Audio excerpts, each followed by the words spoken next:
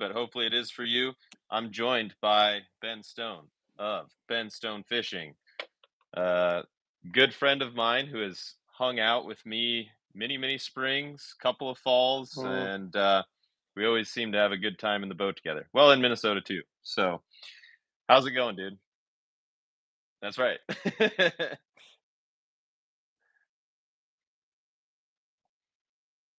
Hell yeah, dude. Really happy to be able to chat with you for a little bit.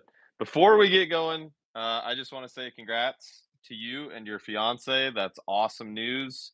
Really cool thank you. stuff. So I won't get too long winded about it, but it's just a really exciting thing, a really cool time in life. So soak it in and hmm enjoy it. Yeah, yeah. It's cool for you because you and Brian were both there when I started talking to her, and you both know how I wouldn't shut up about her, and I haven't even met her at that point. Yeah, yeah. You So probably it's Probably should just pop the question after that point in time because it was already a done deal, I think. Um, but anyway, yeah, that's super awesome, dude. So overall, how was the season? Because my season's been really weird, filled with a bunch of highs and lows and peaks and valleys. What's it been like for you outside of the spring trip, which hopefully people are watching or watched? yeah. I mean, it's been pretty similar. Like a lot of ups and downs. Like I hit the ground the spring trip down to Iowa, and then Minnesota opener went good, and then going up to Eagle Lake with Brian was good, and then after that, when I came back home, just life got very busy. I did 2 trips, so I missed, like, probably 3 weeks between, like, in the span of between July and August. Employment changes made things tricky. I moved, so, like, it was just, like, a super chaotic time frame, which, I still got out and fished, caught a couple of fish here and there, but, like, filming kinda took a back seat, and now that things have kind of settled back down getting into fall, I've been getting out fishing a little more, and, yeah, I mean, it always sucks to miss time, but, like, whenever I miss time and go back to fishing, it's like I appreciate it a whole lot more. So, like, Liv and I have been fishing a bunch, the last couple weeks, and she got her first muskie last weekend. So, if that's how the season ends for me, I'm content with that because that was, like, my goal for the season was to get her first fish, so that was pretty awesome to make that happen.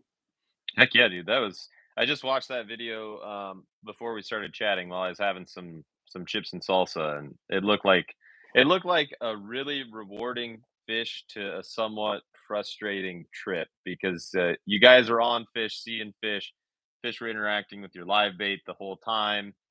Um, and yeah, it's relatable. Like yesterday, Barry and I were using some live bait, and literally, like, we put the live bait down, and within 5 minutes, we had a fish on that thing.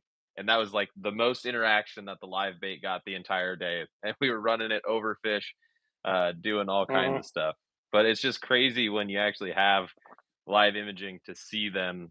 I mean, we literally were setting up a run, and we are in over 25 foot of water, and it's just like, well, we'll scoot up there, it'll be fine. And then this fish just appears out of literally nowhere and is right there on Mhm. the thing. It's like, Yeah. what the heck? Yeah, that trip last weekend, like, I went out right away in the morning and saw 3 fish in, like, the span of, like, 75 yards, and then I left and I went and got Liv, and I was like, "There's fish everywhere," and for pretty much the entire day, I was like, "We're probably gonna see one right here." Sure enough, fish on the sucker. There was times where, like, I have the sucker right behind the boat, and, like, the fish would come in, follow Mhm. my lure while I'm casting. I'd go look at the sucker, and while I'm still doing my figure eight, it'd come back, and it was like the fish couldn't decide what it wanted to do. And that first day was tough because like we saw a bunch of, and I kind of just kept telling Liv like it's gonna happen. Like one of these fish is gonna bite. Every time a fish went to the sucker, it acted a little bit more active. And I was like, this one's gonna go. Get ready. Never happened. So then when we got to the second day, went straight to the spot where we saw all those fish. Didn't see a single fish, and I was like, come on, like why does this happen every time? And then, yeah, the third or fourth spot of the day, fish came on my fouled bait, which was probably good because I think that fish would have ate my bait if it wasn't fouled. Sure. And then it just I watched it swim. I was like, I saw the fish swim down on live ahead of the sucker, and I was like, it's gonna go look at the sucker. Sure enough, it came up. But I watched, 20 fish do that between the 2 days of fishing. So Mhm. I'm sitting there like, yeah, here we go again. And without hesitation, it just ate the sucker. And I wish I would have been filming on live because it's the first time I actually watched one. Like you could just see it lunge on live and eat the sucker, which was really cool. Yeah, I mean, so since we were doing a lot of jigging yesterday and Barry was running his live the whole time, um, we could see what was going on, and it was crazy because we had a really good one up that just appeared off the bottom, but then, like, didn't do anything to interact with the suckers, didn't do anything to interact with the live bait, it just was, like, there, and it was just totally indifferent to the live bait. And then he had one just like shoot up off of some offshore structure. I mean, the thing was like a rocket off the bottom and just missed his bait. Like I was just diving for the net because I figured I was gonna have to net this fish, and it just missed. But then that fish was so fired up, but then did not interact at all with the live bait, and that's so strange to me because it's there and you're just dragging them around and they're half dead. Like all it's got to do is just go over and grab it. But I don't know. Live bait's fun, but it can be very, very frustrating, Hmm. without a doubt. So Yeah. you said you went to Eagle with Brian shortly after you hung out with me. So was that your like first Canada experience per I'd say se? my first true Canada experience Okay, because when fair I enough. went to St. Clair in 2021, and technically I fished in Yeah, Canada, but like sure. it's a border water, so I feel like it's not like when you think of Canada, you're thinking of like Lake of the Woods, Hmm. Pipestone, or like Eagle. Or Right.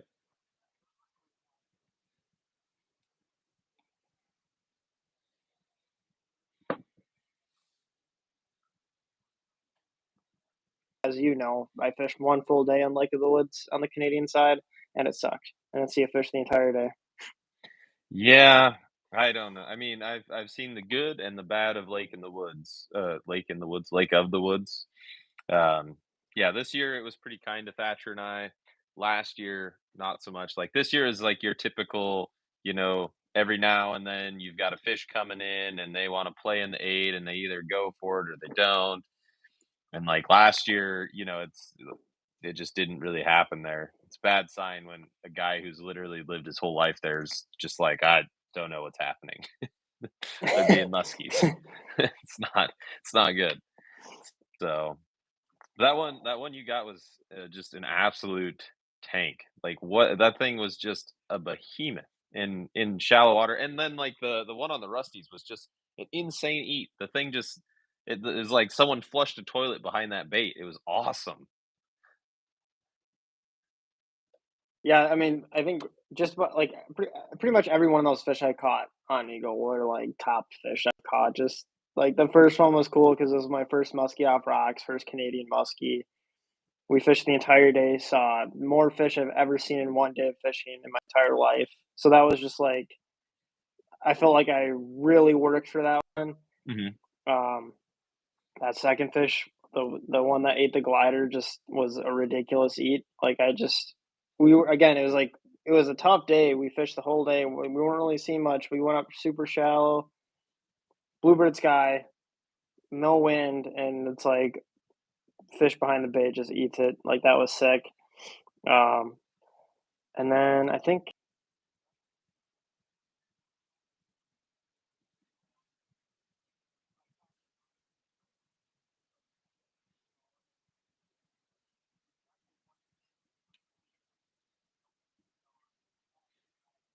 I did it at 8, so that was cool. And then yeah, that 52 was like Brian literally let a fish go.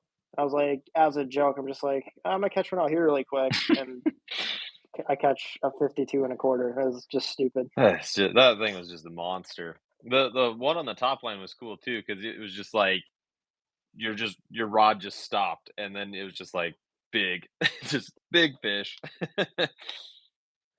Oh man. Yeah, that was cool. I was pumped for you guys. And even Trevor got like a 50 incher, didn't he? If I remember right. Like Yeah, yeah, it was his first 50, and it was, like, 50 on the dot, That's so that was awesome that's too. really cool. Um, yeah, so compare your experience fishing in Canada with like what you've, I don't know, maybe grown up or experienced in Minnesota. Are there any market differences? Because like I feel like there are, but I'm always curious to get other anglers' takes on if there's something different or the same. Yeah, that's a good question. I guess for me, like, it's similar, but it's different. So, like, I don't fish a lot of rocks, like, I don't really fish any lakes that have rocks, like, I'm all the lakes that I fish, whether it's metro waters or northern Minnesota, like, it's like 90% weed fishing, and Hmm. weed and sand, I guess, and that's, like, my favorite way to fish. Um, so it's similar in that respect, but, like, it's just the weed structures are way different. Like, one of the spots we fished is just literally it's, like, just a cabbage bed that is, like, miles long. Whereas, like, the stuff I'm used to fishing, it's very, like, here's a weed point, or here's a weed or, a sunken Hmm. island has weeds around it, or a little stretch where there's some sand and some weed mix. Like, the spots are just, like, larger unless you're, like, hopping around rock humps, which I think that's what most people think of when you think of, like, Canadian muskie fishing is just, Sure. shield rock, stuff like that. So, like, there's definitely a big difference there. One of the other spots we fished that was probably my favorite spot that we actually fished was river mouse, which is something that most Mm. of the lakes that I fish, they don't have inflows or outflows really. So being able to fish around that stuff is cool. Like, I just think that river mouse are fish magnets. Doesn't matter what you're fishing for. So Totally. that was the first spot we fished. And I think it was, I don't know, it had to be within 10 minutes. Trevor had a giant up, and it was like that just set the tone for the entire trip. And then we went on to move like,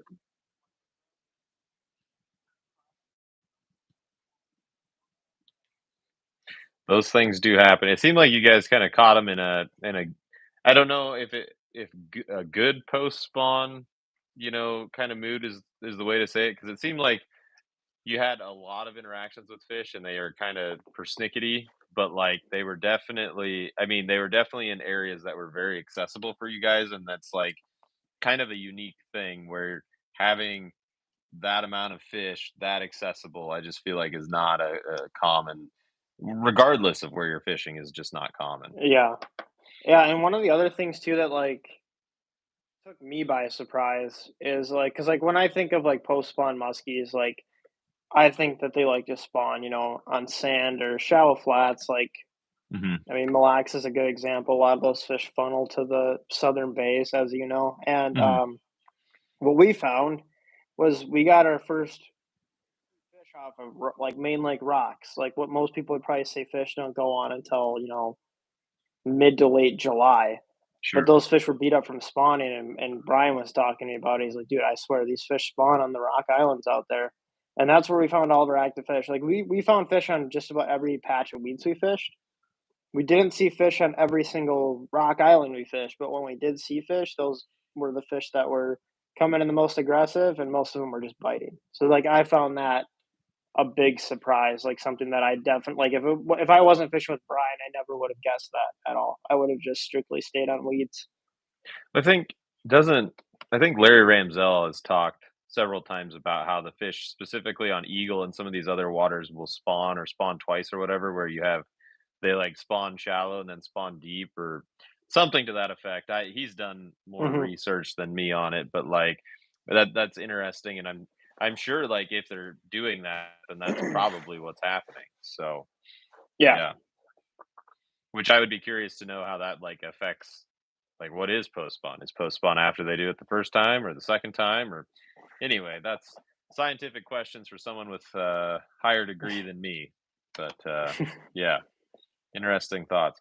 So speaking of Canada, Ben, you went to Canada to target another fish this summer, which if you could talk about that trip a little bit, I think that would be super interesting because I've heard yeah, some about it, but I think it's better if you tell it.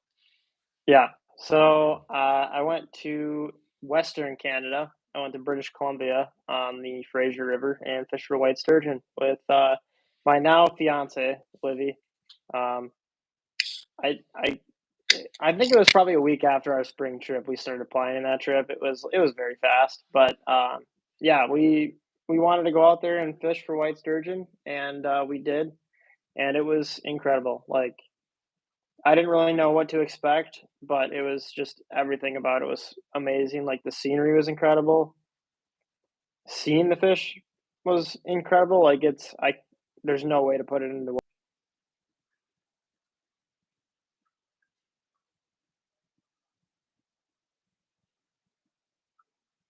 I mean, they're literally dinosaurs. And it's I just like I don't know. It's the way they move the water. I think I said it in my video or something, but like I always think it's crazy when you have a big muskie that blows up on a top water, wakes on it, and Mhm. with just how much water moves. But like when you're fighting one of those sturgeon, it's like it just feels like I don't know. There's no like it just feels wrong in a way. It's just like there's so much water they move, and it's like holy shit.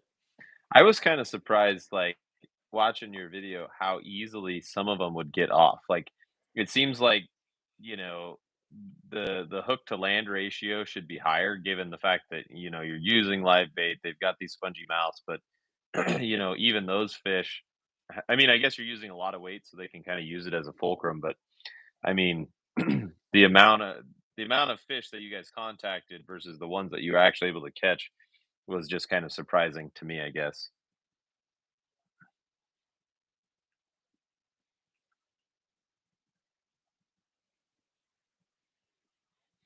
Are very thick. So I think that's what like you have to get the hook through a lot to actually hook Mhm, them. And then the second thing was just the way they eat. Our guide was telling us that like the big fish, it's more of like a predatory like slap, whereas like the smaller fish, it's kind of like your rod will kind of tap. mhm, Um, and yeah, you pretty much have one chance to set the hook because they'll drop the bait right away. It's almost like carp, where like the second they feel the weight, they just drop it. mhm. So I think it was like the first 4 bites we had, we missed, and then we finally hooked up, and then we kinda you get a feel for it as the day goes on, and that's, like, Sure. probably, like that's the good part of it too is, like, it's not like musky fishing where you might get 1 or 2 chances in a day, like, Mhm. you get plenty of chances, so you get plenty of opportunity to learn, so by the end of the day, it's like you're comfortable and you know what you're doing. Yeah, totally. Um, it's crazy to think about, how big those fish are, and then the fact that there are or were predatory sturgeon species that existed at one point. I don't know, because one of them's extinct and the other one's not over in Russia, the beluga and kaluga. I get them confused, but, like, thinking about, you know, do those would they have eaten lures like a predatory sturgeon? That's just a wild thought. So sadness though, because apparently fish eggs and caviar are more important than sport fishing. Stupid. Anyway, I'll get off my soapbox on that one. So, I mean, you've come down the past few springs with me, and even in the fall. So we compared Canadian muskies and Minnesota muskies. What are your thoughts on Iowa muskies versus Minnesota muskies?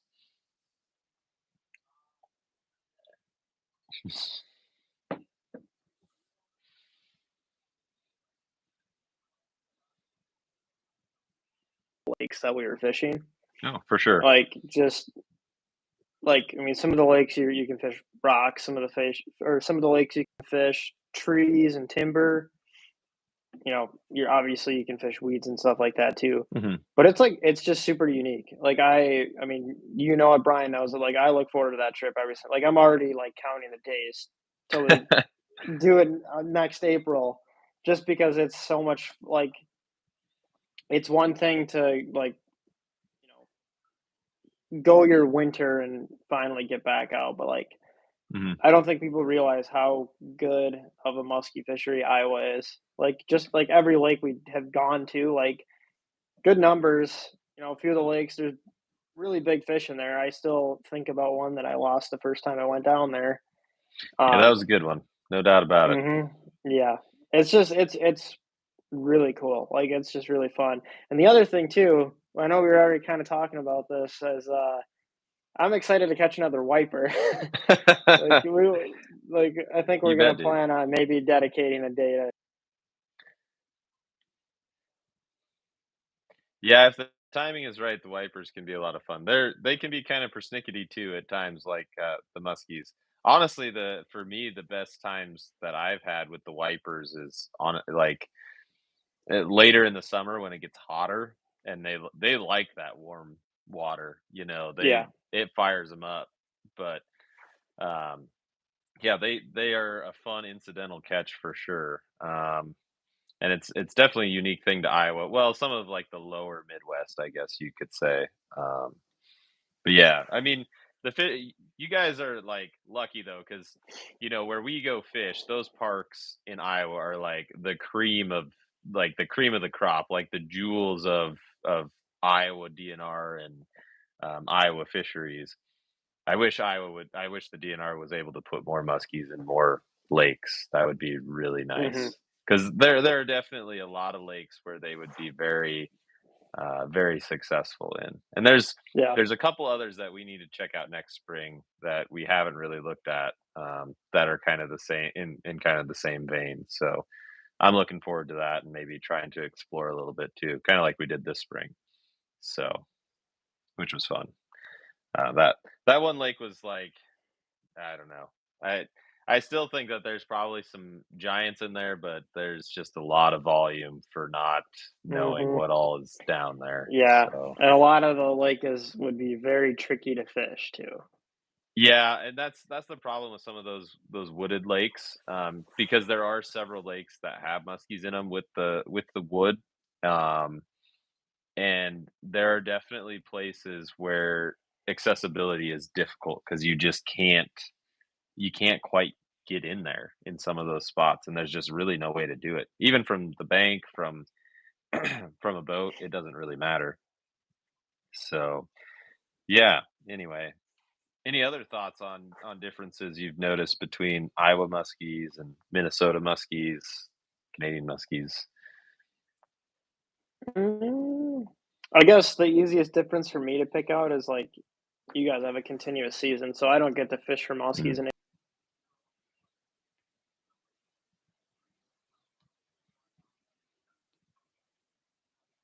fish are shallow, small.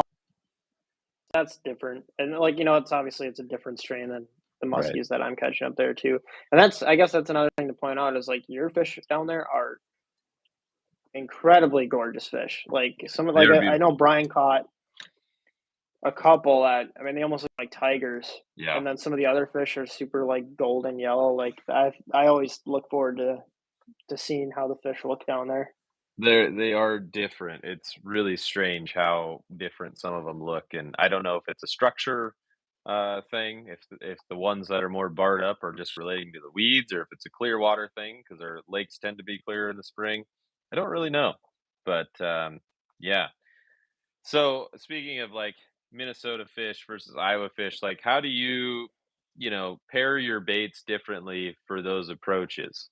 Because, like, sometimes you can kind of hit a similar window in Minnesota that you hit down here, or we try to Mhm. hit down here. Do you intentionally make different choices with baits, or are you running the same thing in Minnesota for opener that you are down here, when we're able to fish? I'd say mostly similar baits, like, I know a couple of the springs we've gotten fish on slower moving blades, Mhm.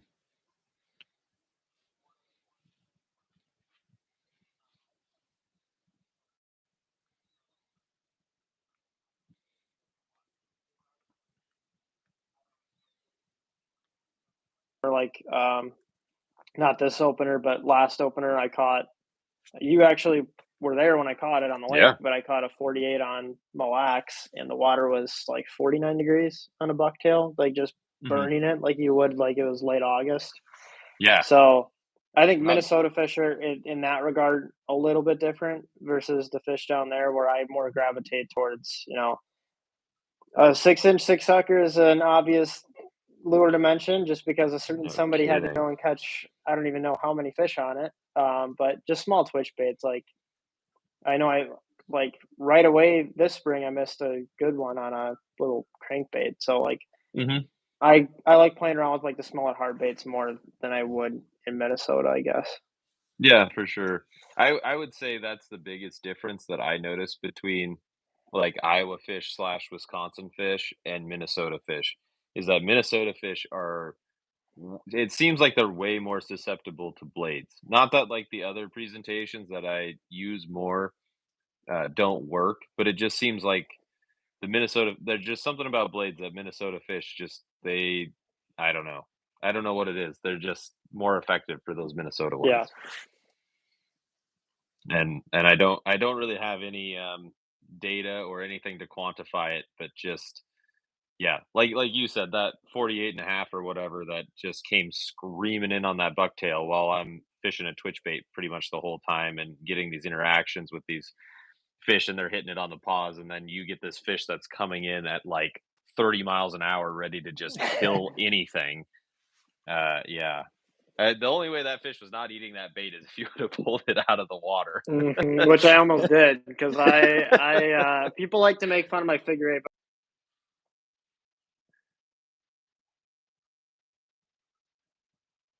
Sure.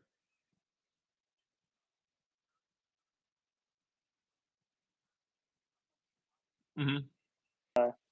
The blades do like where the I don't even know what the term is where the They bulge it. like you leave bubbles. Mhm. Yeah.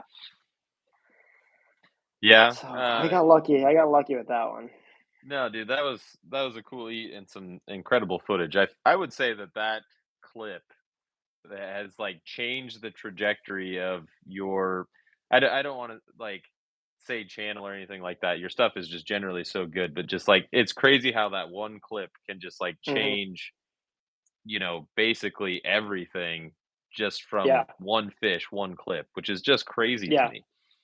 Hmm. Not Yeah. that And anything before or after has been bad, but it's just like that one thing, like, people are like, "Ben Stone is the figure eight guy," and you get the craziest stuff in the figure eights. It's just nuts, dude. yeah, I've definitely been lucky, and I mean, you know, there's a saying it's better to be lucky than it is to be good, and Darn I right. definitely agree with that because, like, I mean, between that fish and then it was only a month and a half, maybe not even later, that I got just an even more bizarre Dude, figure eight clip. that one is just insane to me. Like, everything about that is just bananas. Like, its head came completely out of the water.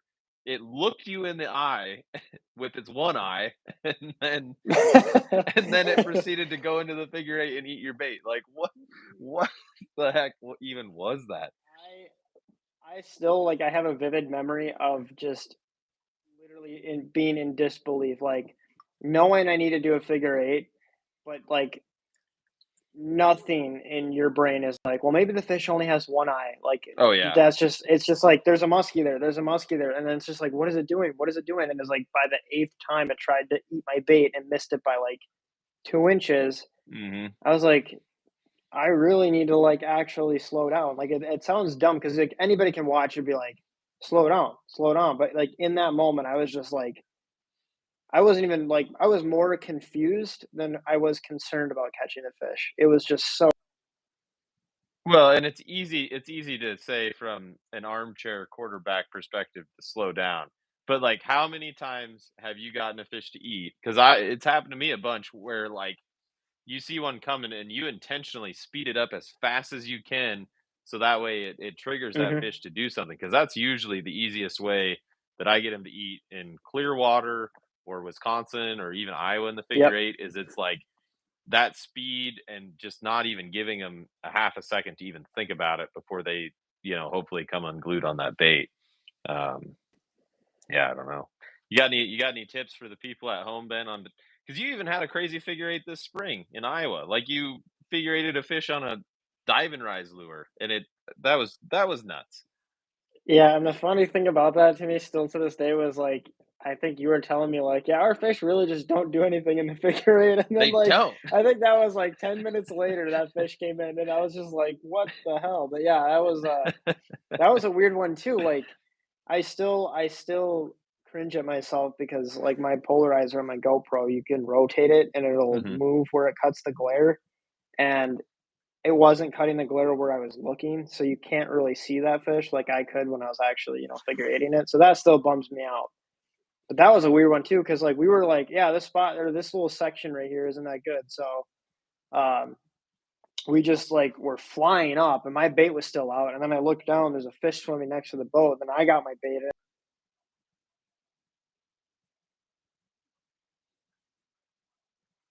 Well, in fairness to your polarizer situation, the way that that fish came in, I'm not sure it really would have mattered because we were like zooming trying to complete the spot because Brian was like, let's go hit the juice one more time before the storm comes. And I'm like, there's gonna be a fish here. And there was. And yeah, no, I felt very validated and a little bit vindicated on that spot because there's been several times in spring where I've seen fish on that spot and just not gotten it to happen, and I've moved some really nice fish on that spot and not gotten it to happen, so I was glad you got that one. That was cool. That was a really neat fish. Yeah. Usually I get more interaction from the people on the live and they like ask questions, so I'm like ripping through my notes a little quicker than I anticipated. But that's all right. So, you kind of started guiding a little bit this year, and I wanted to ask Mhm. you about that because, like, I've kind of dipped my toes in a little bit more as well. So I'm kind of curious on your perspective, how things have gone, what your thoughts are on it, and just like I figured, like we could riff a little bit on that because we're kind of in the same boat there with that journey. Like, it's not like a full time thing, but it's a cool way to make a little money on the side, and it's just I don't know. I'm rambling too much, so you go. You do your thing, Ben. Yeah, yeah. So I did my first August, I think it would have been. Yeah, late August. And I've had requests to do guiding before. And I've always thought about being a guide, but like it's just never kind of like pulled at me like filming and doing that stuff has. And I'm also like not the greatest people person. Like I'm not like very outgoing. So I was always like, I think I would struggle with trying to like take initiative to like, point out when somebody's doing something wrong. So I kind of like held back on it.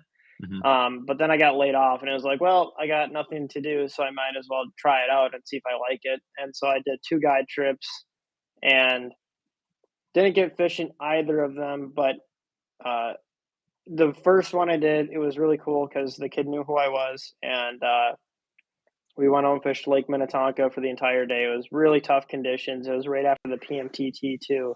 Oh God. And we saw fish. He had a shot at one in the figure eight. We saw a couple of fish surface, and then right towards the end, he had a really big fish up, and he was just like, "Oh man, like we saw fish today. That was incredible." And it was, I tried my best to just be as educational as possible. Every time we went to a spot, I explained what the spot was and why I was fishing it. And 2 days later, I got a message on Instagram, and he had DM'd me with a screenshot of the fish, one of the fish that we had up, and I just felt so just like good about that.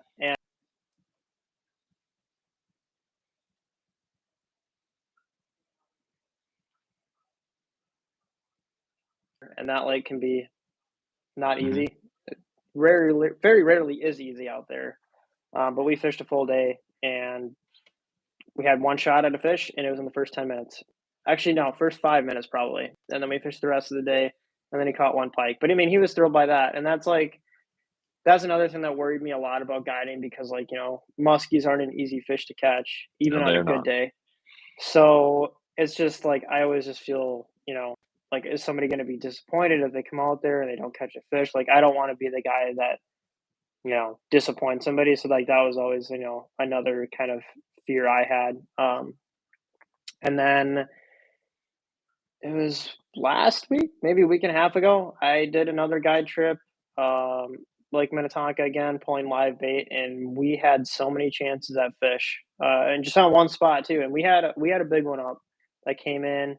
I The remember you water was telling me getting that. cold. Yeah, I mean the water was getting down there, like it was on the verge of turning over. I think most people kind of start to gravitate towards pull pause stuff and live bait, but I had the kid in the front throwing big bucktail, and we moved Mhm. up like 4 feet of water, and it was like fish moved, fish moved, fish moved, super hot fish. So then we went back to try to get them to chase the sucker, and he had a giant.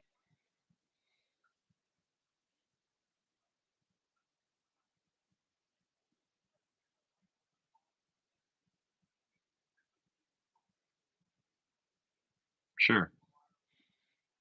kind of dingy from turnover and whatnot.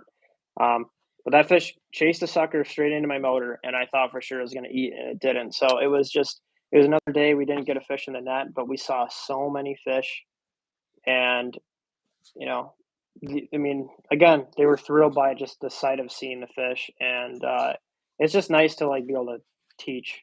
I guess I didn't Totally. expect to like that part of it as much as I did, but just being able to teach and see a kid who really wants to catch a muskie, like it just reminds me of how I was and how I did guide trips when I was growing up.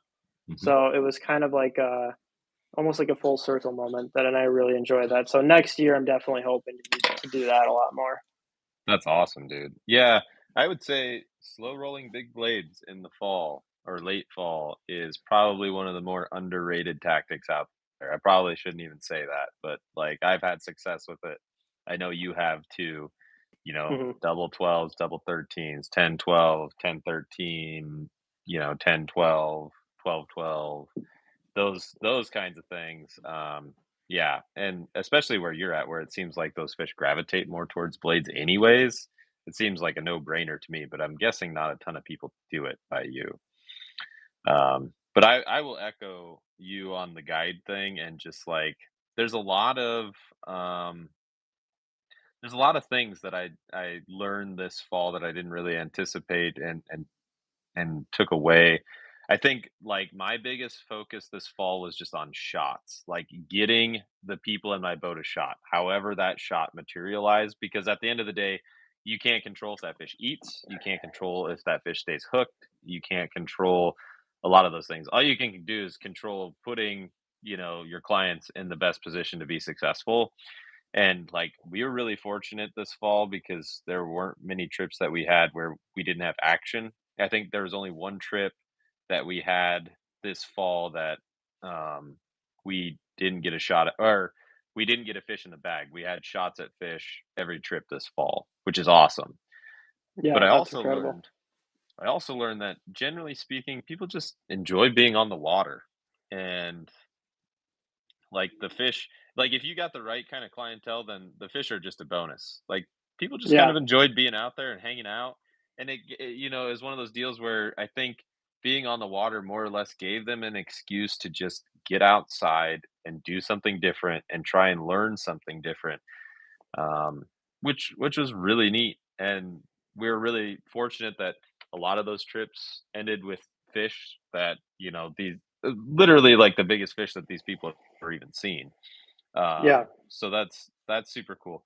I also didn't anticipate how much um, like more tired I would be guiding than even just standard musky fishing because like your level of focus musky fishing is always heightened to begin with, but then you're spreading that focus out over, one or two other people to make sure that like no one's missing anything and nothing's happening and you're trying to make sure everything is just like going in the same direction and that's not an easy part. So I mean, props to all the guides out there who do it every day and do it full time.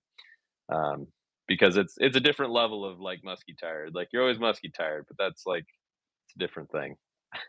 yeah, yeah. One of the other experiences too that I had on the last guide trip that I did, that was like it was just like pure instinct that just kicked in, and it was almost like being a coach where first fish he had come in on a bucktail, he didn't even see it, and I was like, you got a fish coming, you got a fish coming, and it's just boom, it's like it's straight to going translating thought to words to tell hang it Mhm. here, go fast here. It's just like instinct that kicks in, and it was fascinating. It was just like it was cool because he couldn't see the fish the entire time the fish was in the figure eight. He couldn't see it, but just by telling him what to do, like I mean, he was doing a flawless figure eight without even seeing the fish. It was like that was just like a would have been awesome if he caught the fish. But I just thought that was cool. I was like I don't know. I don't know if you've had an Mhm. experience like that where you've had to like really coach Um a specific moment, but that was really cool. No, I've actually had the opposite, like, I haven't had any of those like, I've had some experience, people in my boat, which is really fun when that happens. I don't ever fish when they're in there hardly, unless, like, there's something that I wanna explore, but anyway, that's besides the point, but, um but no, I've kind of had the opposite where I'm like telling them the jargon of musky fishing, like hang it here or figure eight hard or do, and they don't understand because like they're unfamiliar with it. I had it happen with my students, not last spring, but 2 springs ago. Like this kid was working this swim bait in, and this I don't know, it was a nice fish, like 40 to 42 just appears behind it. He's like, ah, just froze. Mhm. And I'm like, okay, like make a big turn, figure eight, like, and I just am like, oh, he doesn't even like I didn't really explain to them how to figure eight and do all this other stuff. So that was, my failing as part of the Yeah. guide. But you're asking someone to do something that has taken me years to be I wouldn't even say perfect. I'd like be competent at. And you're asking someone to do that that has had like way less experience than me. But yeah, Mhm. I don't know. So yeah, it's just really cool. Unfortunately for us, like this fall, it seems like I would say the two biggest shots that we had at fish, like those fish, and even if I include my dad's from last weekend, he had a shot at a really good one. Like we just came up snake eyes on all, on all of those fish. Like we had one on top water. I don't know what happened, but like I don't know if the fish missed or he pulled it away, but there was so much water back there that got moved. And then I had a guy hook into one on a swim bait, and the boat was going to the fish. The fish was not going to the boat. So, and unfortunately, that one came off too. And then my dad's like, that fish just missed. It's like, just like, I'm like, I've got like the curse of 42 this year, which is fine, but it's a little frustrating. I just am Mhm. not getting a lot of shots at big fish. I've had shots at like two really good ones. I had a shot at a really good one on Mille Lacs and a shot at a really good one on Canada, and it just shit luck, unfortunately, on those ones. So it is what it is. But yeah, have you outside of the giant in Canada, have you had shots at any like really just absolute units this year? Um, Not really. Like I've seen a few, you know, 50-inch class fish. Like last weekend when I went on the morning on solo, the first two fish I saw, I know were one was 50 for sure, the other one was up there. And then actually on Friday,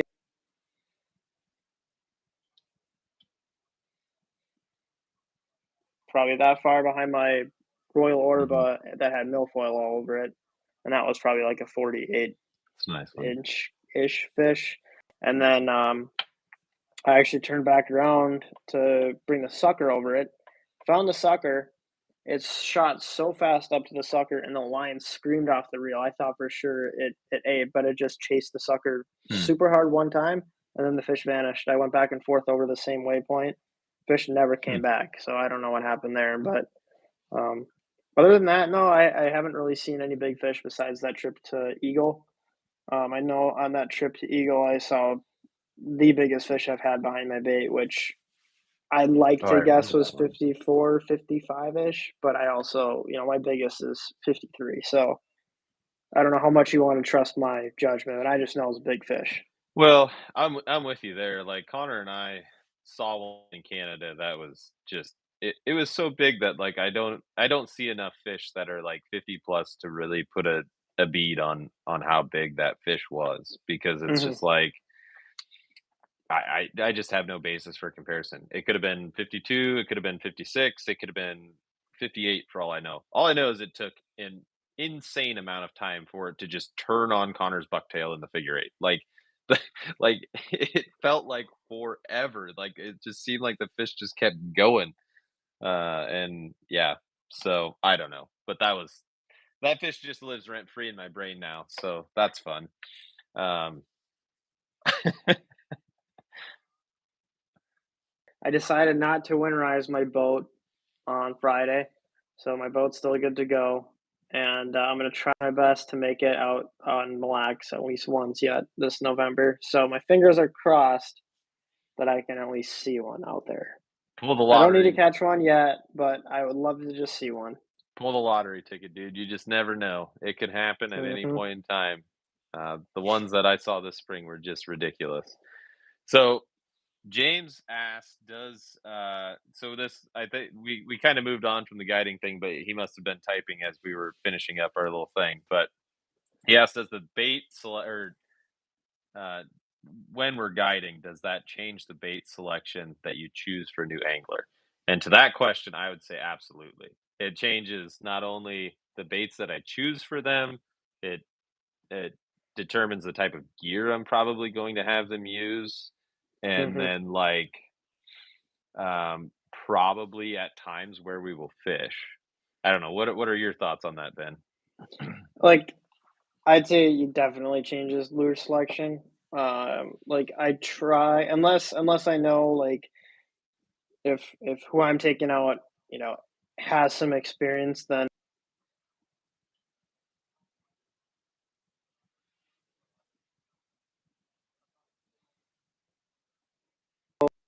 are, like, probably the 2 best options because they catch fish, they see fish, and they're very simple to fish. Hmm.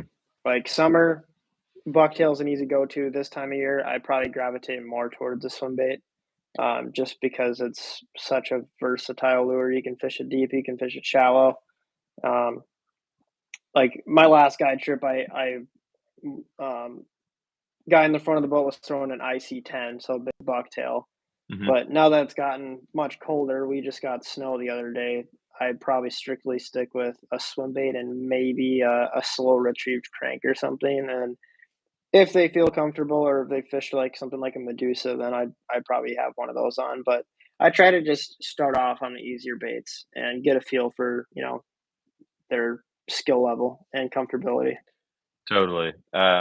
Yeah, James, I would say that swim baits are probably one of my go-tos for guiding. It's just there's no wrong way to work them.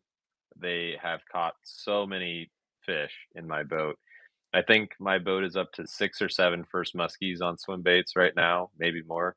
I'd have to go back and look. But yeah, they're just so effective. And then top Hmm. water is a big one too. And I Yeah, will like top water is a good one too. I will die on the hill of the best bait for a client is the bait that the client fishes best. Even if those conditions are not great for that bait. Like I've had times where this fall I had guys throwing top water when I probably wouldn't be throwing top water, but it also doesn't do any good if the client's casting a bait and they're not engaging the reel fast enough and then they're getting hung up or they come back with a giant clump of weeds or a stick or whatever it is, so then you're wasting your time, their time, and cast goofing with stuff when that problem could be solved with a different bait. I don't know. Yeah, I hope that I don't sound like a pretentious jerk, but I no. mean that's just kind of my thoughts on it. Another bait too that I want to mention. Uh, this is my all-time favorite bait this time of year is a Royal Orba. Super easy to fish, catches it's fish. It's one I need to throw more, especially those juniors in the spring. I need to throw those juniors more than I do. Um, yeah, I don't know what it is about them. I think it's just like the combo of it's kind of like the mayhem grenade thing. It gets down there a little bit more and pushes water in a different way than they feel. Um, let's see. Yeah. James says, "Do you guys have a lot of new anglers when sucker season starts?"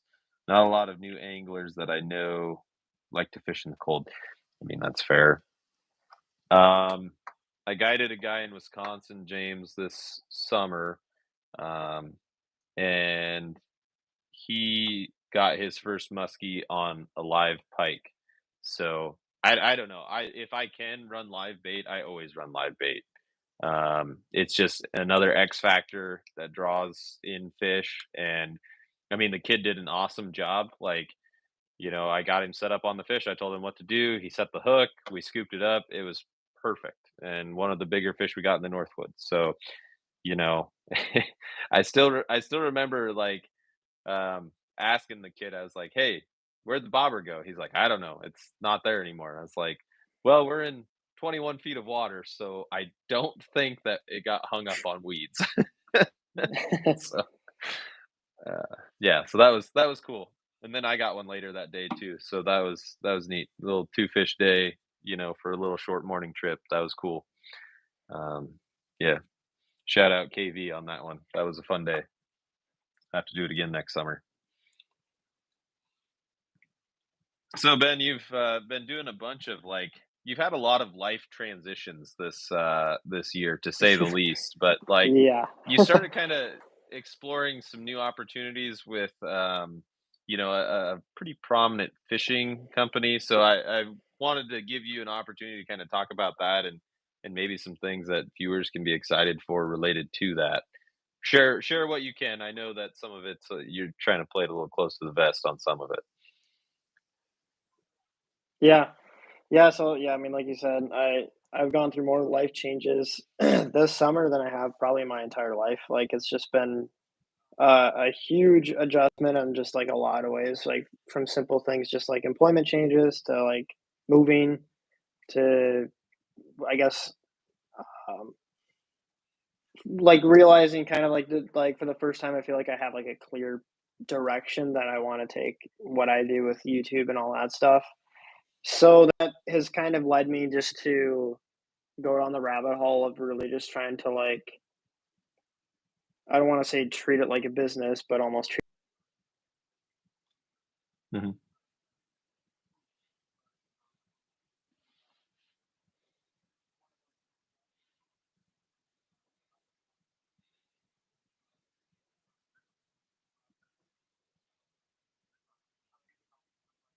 social media management stuff. And I'm also supposed, it was supposed to be on the 11th. I'm supposed to go up to Manitoba and spend a week up there doing some shooting.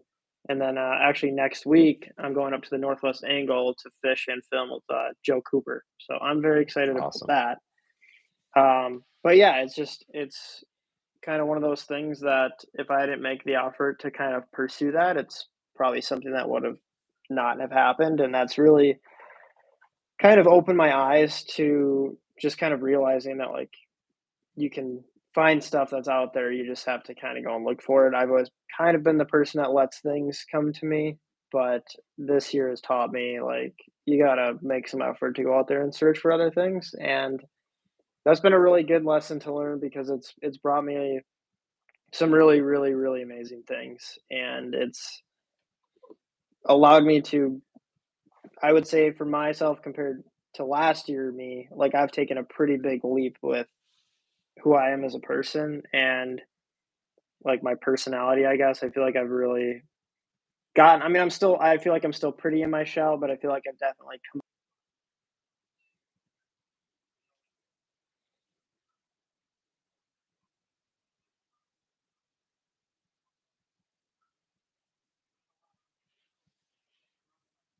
up, you can Yeah, call it. no, dude, that's great. I would say that just from the outside looking in, there's definitely been some growth, which is awesome. And I think it's cool to see you kind of coming into yourself as you grow in your 20s and those kinds of things. I would say the world is your oyster, dude, and it's fun to watch from afar.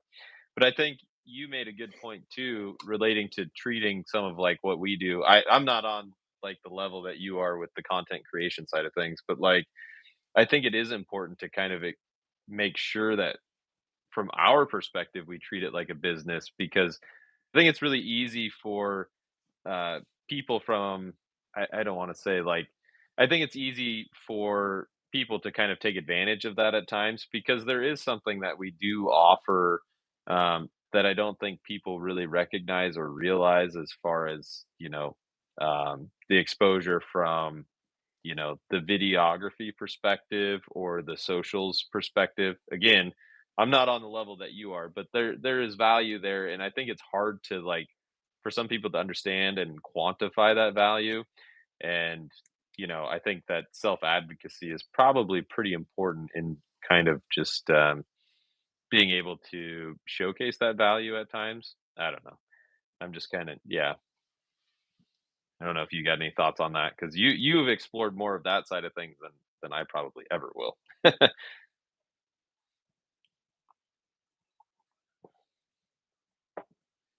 road in a couple of different ways, and like anything in life, you learn with experience. So my first full-time job I ever had at the time was my dream job, and as you know, I mean, this is how I kind of started hanging out with you and Brian. But I worked for Canal Gratis, and I Mhm. did fishing videos full time. And for the first year, it was great, and I was like, "Yeah, this is what I'm going to do for the rest of my life." And the second year into it, because fishing became my quote job and editing, like to everybody else on the outside, it's like, oh, that's easy. You get to do what you love. But I think, like anything, like once it becomes your job, it Mhm. takes a certain something out of it. And for me, by year two, I did not want to go fishing very often. And it was just kind of like a chore. I had all the freedom and flexibility in the world with hours, and I could go where I wanted, do what I wanted. Well, I couldn't always do what I wanted, but there was a lot of freedom there, more than you'd ever get in any sort of other job. And I just grew to just really not enjoy it. So the next thing on, it shifted my perspective on what I wanted to do. And then when I did that, it was more. Mhm. But then I learned there was some, you know, drawbacks and flaws with that. So like each thing has taught me something new, and now I'm to this point where I want to go focus all in on kind of myself, and not go through a third party or whatever. Mhm. But because of those other experiences, like I look at it in a completely different way. I'm treating things very carefully, and I think that's super important because at the end of the day, if you take the filming and content creation and everything else out of it, like fishing is my passion. And if I didn't have fishing, I wouldn't really have much. So I'm just trying to treat that carefully because I never want to take the fun out of fishing because that's what fishing's supposed to be. And I feel like there's a lot of it right now in the industry, whether it's the muskie industry or the tournament industry or whatever, where people want to choose sides, people want to start fights, people want to complain, say it's not how it used to be. And I Mhm. just feel like there's not many people in it anymore that are in it for fun.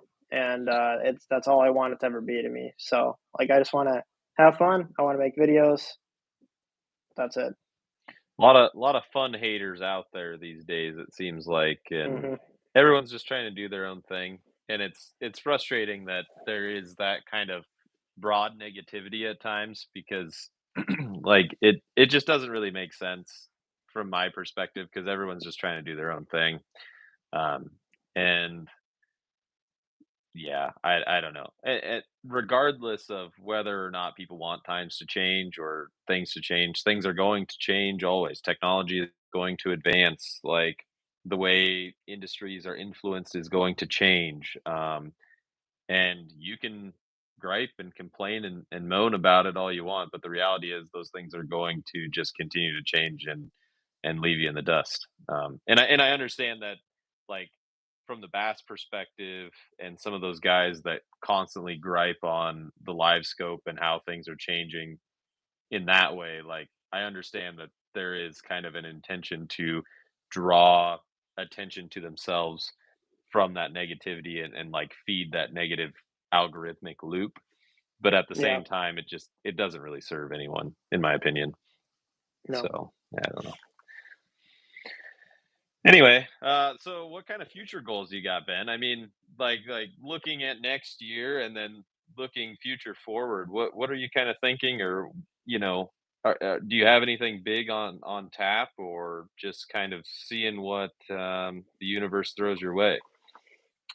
Kind of a little both. Like I haven't really been a goal centric person. Like I kind of said, I used to kind of just do my thing and wait for things to come to me. But you know, this fall especially, I'm really trying to shift more to the state of like I want to do this in X amount of time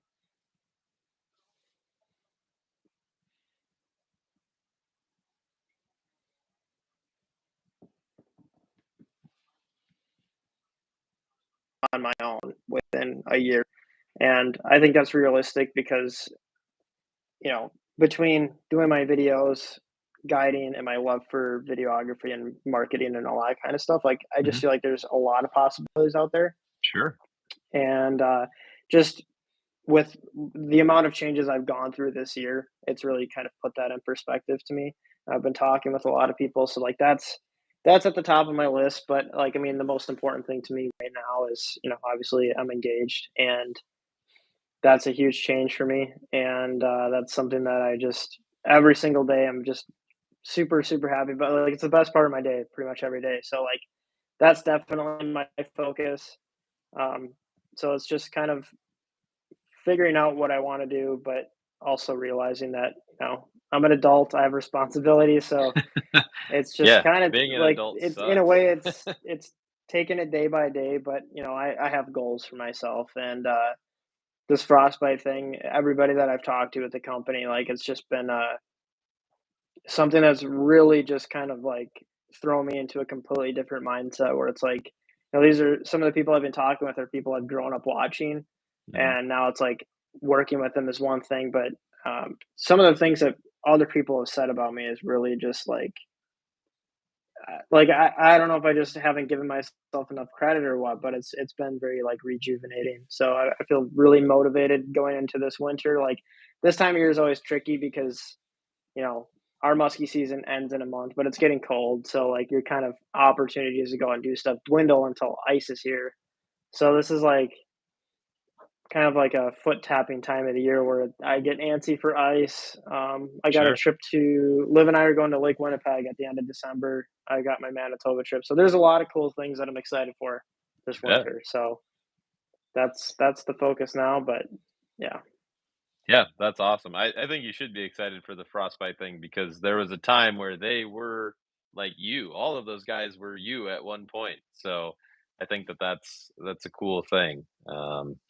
And yeah, I'm with you. I've enjoyed watching all of those guys as I've kind of aged and you know checked out what they have to offer. And some of those dudes still put out some of the best stuff out there, ice wise and even open water wise. Aaron just put out a video of that lake trout trip where they just went Hmm. so far north. Yeah. Yeah. They were like off the map far north. So how do people even discover that lodges are there? Like that's my question. I have no Like idea. do those people have internet? I assume that they do. Like I don't know. But 2,000 miles sounds a little too far for me, but maybe that one day. it is baffling, like, how far Canada extends, and I guess I have, Aaron and Jay to thank for my lessons in geography, Canadian Hmm. geography, because like, they take some trips way up there, and it is a different planet there, which is kinda cool. I mean, we kinda just have the Midwest here, and, I mean, we can go south, but it's not, like, markedly different, and up there, the tundra is just a whole different can of worms, but I don't know. Anyway, Ben, I appreciate you coming on. That's pretty much like all of the bullet points that I hit and had planned. If you got anything that you want to pump or anything that you want to say, please, like this is the time. But I think we're kind of winding this one down a little bit. Um, again, I can't thank you enough for hanging out and coming on. Yeah, no, I appreciate you having me on. It was nice to I mean, we text all the time, but it was nice Oh to yeah, actually sit down and talk for a while. no kidding, dude. I don't really have anything to pump. I mean, my social medias and Instagram, YouTube, all that, it's all under Ben Stone Fishing. So if you want to check me out, I'd appreciate it a lot. But Once I can add them, I'll add them to the description below with editing and those kinds of things. Because the live thing is weird because there's like a weird interim period, and then I can go in and do that. Anyway, that's besides the point. But no, I totally agree, dude. It's nice to just sit down and chat for a little bit and hang out because, like you said, we text all the time, but it's just nice to hang with your bros once in a while. hmm. Anyway, dude, enjoy the rest of your Sunday. I'm gonna go make some duck that we harvested recently, and just kind of hang out and enjoy my Sunday evening. So I hope that you do the That sounds same. nice. I will. I will. All right, peace out, dude. All right. See you later.